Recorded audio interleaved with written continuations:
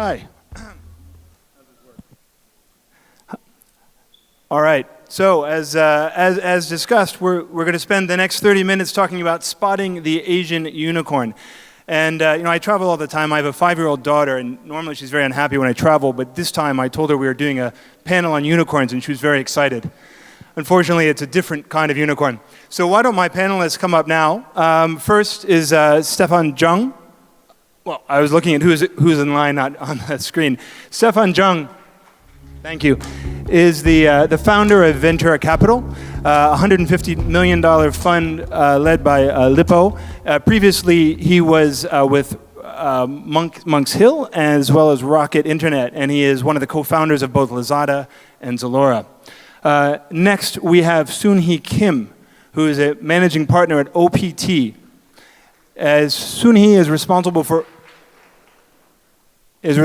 all international investments of the Japanese firm OPT. And finally, we have Saemin, who is managing partner at Rakatan Ventures. And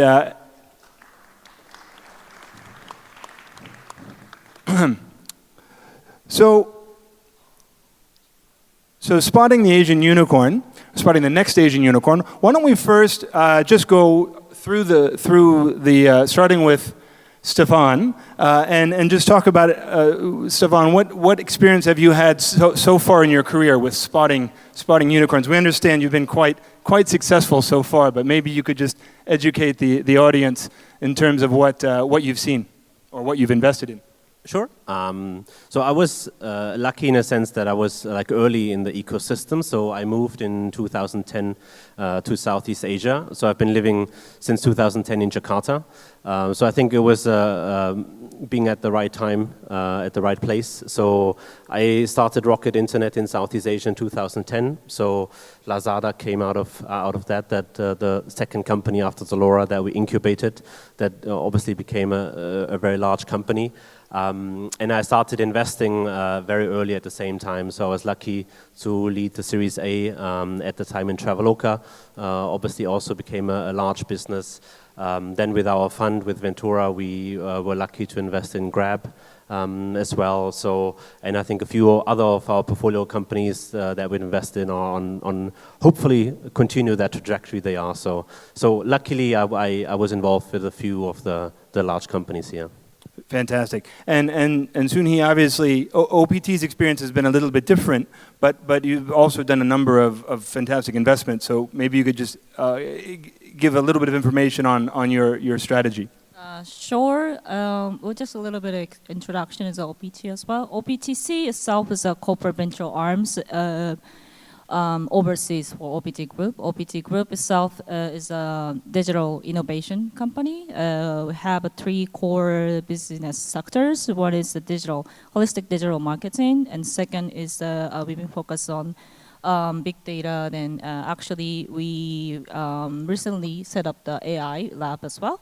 And third is investment in the incubation part. So as for the investment in the incubation part, we have 3 pockets. Of course, biggest part is investment from balance sheets directly. And second is we have a fund structure in Japan, focused on Japan. And third is overseas investment, which is actually corporate ventures is only one LP from basically same as balance sheets investment. Well, for the stage-wise, we've been focused on actually, especially in Japan, so a little bit later stage, which has been really, successful in Japan because as you may know, very secure liquidation market in Japan. But overseas, especially in Southeast Asia, liquidation-wise, a little bit, struggle, but it's been very, developed in Southeast Asia. We've been focused on, usually our focus is the later and middle stage, but in Southeast Asia, we've been focused on really seed and Series A area. More of the synergetic, media, lead generation marketplace. And Saemin, Rakuten has been a very active investor in Southeast Asia, and does have a couple of unicorns under its belt as well, or unicorns in training. So maybe spend a minute just on your strategy for the region. Sure. I mean, Rakatan Ventures, we built it about 5 years ago. It was a strategic investment arm, but then we fashioned it into a financially focused investment vehicle, looking at technology-sided investments and plus, fast-growing consumer technology companies. So as a result, I think I had the benefit similar to how Stefan had it, where I got really early into the ecosystem. We saw specifically what was happening in hyper-developed markets like Singapore, where we saw the opportunity for the listings classified market to be somewhat disrupted. So we looked at carousel as we kind of tangentially pushed into markets such as Malaysia and Indonesia. We obviously saw somewhat of a homogenous spending pattern that could be actually formed in big countries like Indonesia. So we also ended up investing in the earlier rounds of Gojek. For us, I think the best way we can put ourselves is we've been very hyper opportunistic, and in many ways that hyper opportunism has put us at polar opposites of some of our investment portfolios. So we'll have consumer tech such as Carousel and Gojek, and then we'll have very, very technology-bended companies such as vSense, which is a computer vision company. And then we'll have companies like Algorithmia, which is a marketplace for algorithms for developers to utilize and profit off of. So we've kind of looked at these things. We might go even more tangential in looking at biotech and whatnot, but definitely we're keeping very close attention to some of the contrarian trends that we can actually exploit. Fantastic. And so that makes representation of nearly half of Southeast Asia's unicorns on these three seats. So that's fantastic. Stefan, given you were very early either in founding Lazada and also discovering Traveloka, when you look at an earlier stage company, what are some of the key signs that you see that maybe would let you believe that this company has the opportunity to develop into a unicorn? Well, I think different investors have very different approaches. So I am someone who's like very hypothesis driven. So normally I always have like a few business models in mind that I think have the potential to be ideally unicorns.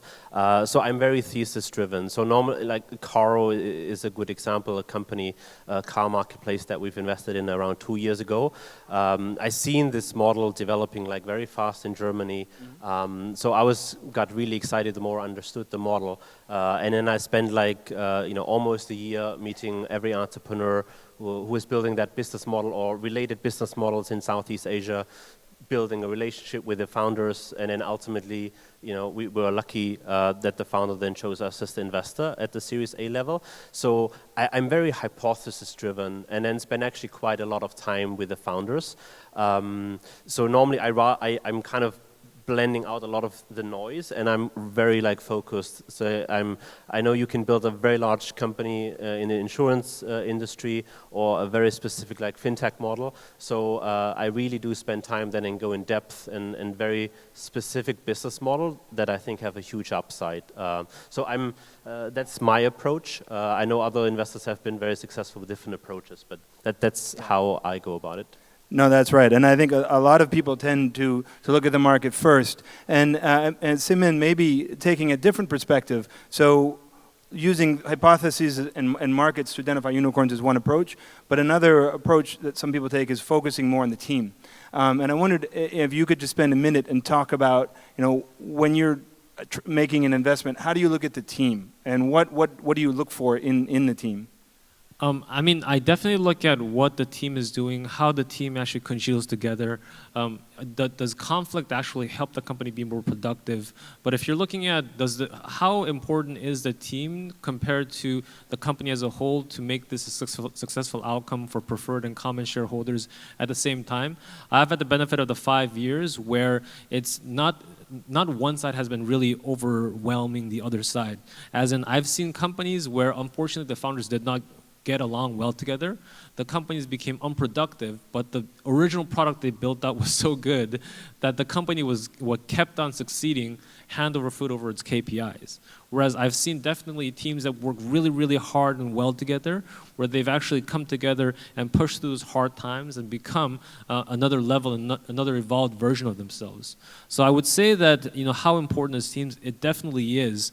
But as an investor, you have to figure out what kind of team dynamic and team kind of R&Rs are you setting yourself up for so that the company can move to the next stage? And definitely, as they scale to the next version of themselves, those dynamics need to be also modularized. So for sure. So team is important, but team by itself doesn't make an investment. It requires both market and team. Yeah, and I would not have thought that before because it's a moniker, right? Like the team is everything, the founder is everything. But running 14 boards, almost 14 boards, and sitting on observer seats, definitely the reality of things are so different. Where things just work sometimes when it should not, and the opposite is also true. No, so clearly team is important and market is important. Another element which I think if you read about unicorns in China, for example, which seems very important, is corporate sponsorship. And so recent articles said there were 164 unicorns in China. And obviously Xiaomi just went public, so I suppose it's 163 now. But the article went on to say that 29 of those were incubated by Alibaba, 26 by Tencent, and 12 by Xiaomi. So, Soonhee, obviously you do a mix of balance sheet corporate investing, synergistic investing, and pure venture investing. How important is it for a founder to find a corporate sponsor to make it to the next level?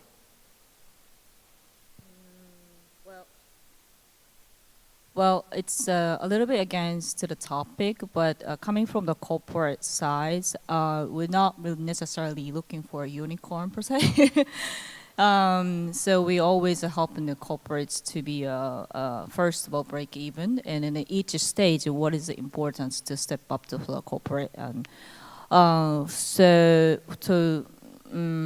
talking about how to look for the best corporate partners, so that's really depending on the stage as well. But definitely, you should know that corporate itself is not looking for like new business source or anything. They're definitely looking for financial benefit as well. So it's not like a top line talking. Always we look for the cash flow. So definitely they need to show the cash flow future benefit as well. No, I think that's important. I think it's very important. But one quick side note. So I think for the last 5 minutes, we're about halfway through now. Last 5 minutes, we will take questions from the board. So feel free to type in questions into the system. Next thing which I think a lot of people could find very interesting is, investing in unicorns is very exciting. But when you're looking at tens of companies every day, 20 companies every day, it's hard to get it right every time. And Stefan, have there been any unicorns or that have evolved into unicorns that you spent time with early, but for one reason or another did not invest in? Yeah, I said before, the two co-founders of Gojek, one was my flatmate for 2 years, and the other co-founder was the one who introduced me to my wife way before. So that was the unicorn in my living room that I passed on. So that was, heads off to what they have built. It's pretty incredible over the last years. That can be, you can know people too well, and then you tend to see some negative things, or you're skeptical with your roommate. So I did miss that unicorn in my living room. I think obviously then Tokopedia and Bukalapak have developed into huge platforms. I was conflicted with Lazada, so I would love to be an investor, but I could not at the time. So far so good, but Gojek certainly hurts a bit. You would have thought you'd have got at least a few shares for the introduction to your wife. No, if they would have taken my money, to be fair. He clearly, as my flatmate, knew a lot about me as well, so I'm not sure if he would have taken my money anyway. Fantastic. Well, Soonhee, have you? What's your best missed unicorn story? Well, again, I don't have any fantasy for a unicorn, but a little bit off the topic. But recently, ICO and all that is really a hype in Southeast Asia as well. So I have some positive feeling. There is some possibility to make more liquidations in Southeast Asia. Very good. And Saemin, how about your favorite missed unicorn story? I mean, I keep on bringing this up consistently, and it gives me a headache every time I think about this. But when I was in early 2013-14, I really wanted to invest in this company called Viber, which is the messaging platform, and I oversold it to my CEO, and he ended up buying the company. And if you know how the messaging trend has actually come up, Viber was really, really popular then, but now, outside of the Facebook and the Snapchat and the WeChat family, these guys are the biggest players. They're bigger than Line, they're bigger than KakaoTalk. So if you would even think about their monetization potential and equate that to market cap, the price tag we bought it for was $900 million. But definitely, it would have been a much more kind of return-intensive exercise that we could have had if we had invested in it in large amounts and not taken the whole pie. And it was interesting because after the $900 million deal, 2 weeks later, the WhatsApp deal happened. So already, we had upward pressure of the valuation going up, and everyone was super happy about it except me. So. Well, if WhatsApp happened 2 weeks later, I think you're lucky you didn't get retraded. I suppose your contract was already, your money was already in the bank. Let's not talk about this anymore. So Saemin, if you were advising a founder who is, let's say, a company who is at a $50 million valuation, of what's the best way that they could grow from 50 million valuation to a billion valuation, what are the top 2 or 3 things they should focus on? I want to say that being a unicorn, as in what do you define unicorn as a privately held $1 billion company, I want to make sure that everyone understands that the unicorn is a possible symptom of a good company, and it should not be the goal, because making a goal of evaluation really doesn't mean anything, especially in the private arena, because you could actually just play with shares and make yourself a $1 billion company just like that tomorrow. But what I would say is that if you're a $50 million company that's justified in terms of valuation multiple, I would say I would take a more private equity approach to understand how you can actually accrue sustainability as you scale, and at the same time seek other forms of capital that are cheaper than venture capital. I know I'm shooting myself in the foot with a shotgun that's saying don't take venture capital money, but equity is finite as hell. You're not getting that back ever when you give that away, and you are not getting me off the cap table if I want your company and I like your company, even though I might act like an asshole, right? Yeah, normally I get good responses when I actually swear, but not really today. So what I would say is really try to understand how sustainability works on your business model, then scale up, build out the right kind of teams, but seek cheaper forms of capital, seek debt, seek private equity to see where you can actually increase your scope of influence and build out better products and technologies. And again, getting to unicorn, you will get there, but it should not be the goal where you're trying to set yourself up to. Yeah, no, and by the way, that goal topic is a very important piece of advice. I've seen so many companies that want to go public after having raised $10 million at a $1 billion valuation, and we go out and we test the waters with public market investors, and they see value at $400 million.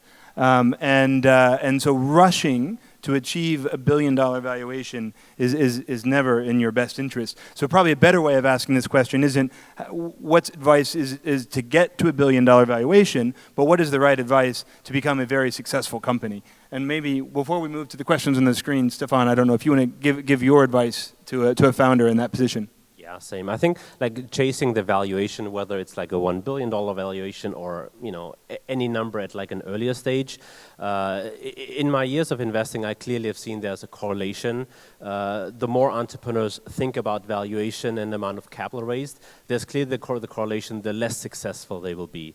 And you can spot this as an investor, right? The more people, the language, the narrative that people use, it's already a very clear like signaling effect. So the more entrepreneurs are obsessed about the customer experience, the product, if you really look at Traveloka or any of the other most successful entrepreneurs, they're obsessed with the product and the customer and not about the valuation. So, that's pretty clear. You need to build something that you're passionate about, and there's like a personal like fit to what you're building, and then the valuation is the byproduct. So it's very, very clear. So it's really like a signaling effect for myself, and I'm sure for other investors as well, how focused and how often founders will bring up valuation. Like that's the very last thing you normally talk about. Yeah, no, that's a great point. In fact, one of the larger unicorns in China right now is called Meituan, and our research analysts went to meet them back in 2011. And at that time there was a whole bunch of companies doing the same thing. And our analysts met with 5 or 6, maybe 7, 8 of these companies, and most of them were focused on IPOs and focused on valuation.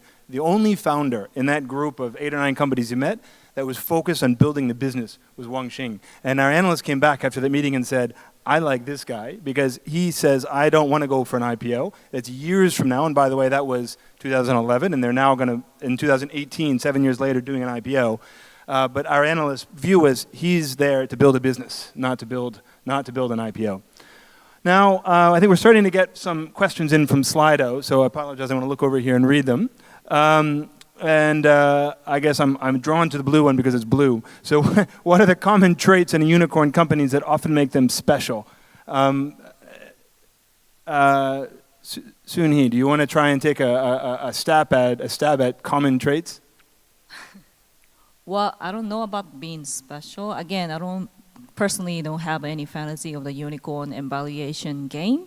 But how to sort of make more attractive to investor, but definitely for us, from my perspectives, again, ultimately making money and being profitable is the most important thing. So those valuation comes later. So I want, definitely suggest to all the founders to focus on the making business, profitable.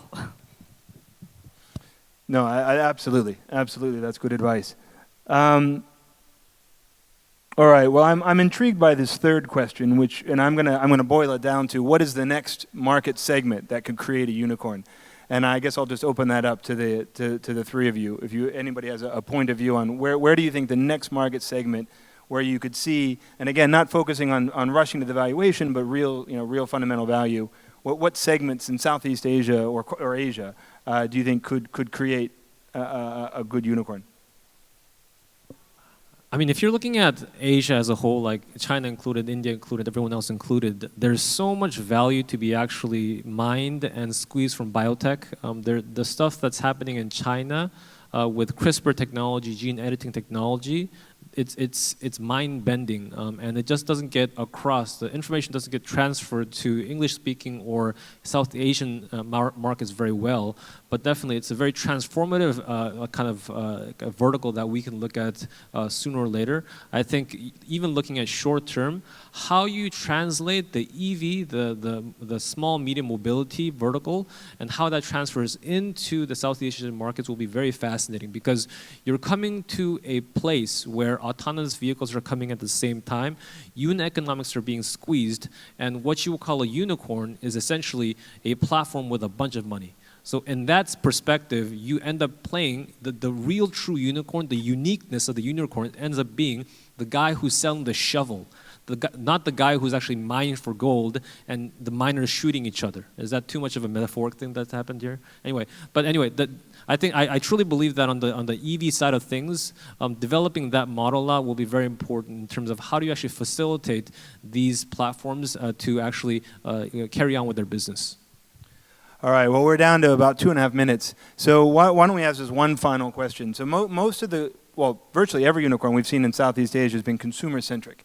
When do you think we will find a B2B model in Southeast Asia that can achieve unicorn status?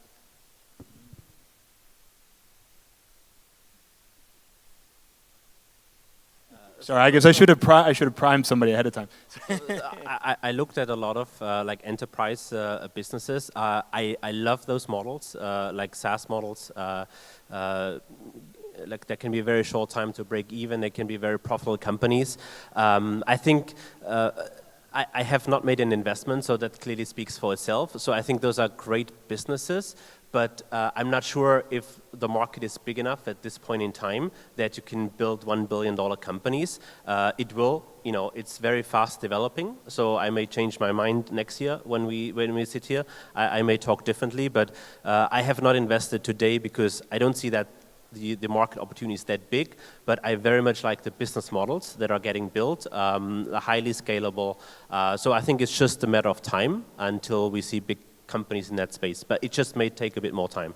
And if you look across, say, non-China Asia, where do you think this might come first? Do you think this would be in Indonesia, or do we think has to come from Singapore?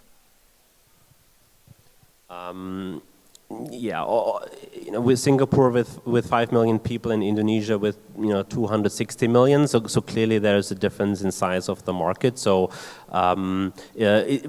most likely Indonesia will play a big part of any of the big companies that are getting built in Southeast Asia.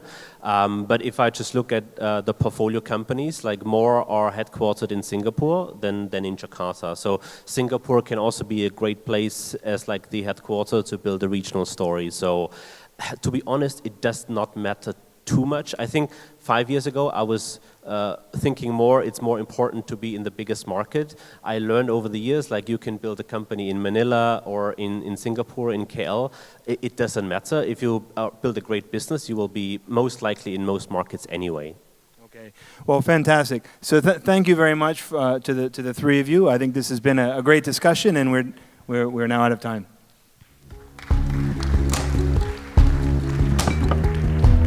Spot the Asian unicorn, ladies and gentlemen. We say thank you to our speakers, and a nice warm round of applause once again, ladies and gentlemen. Managing Director for Asia Pacific for Citi, James Perry. Thank you very much, James.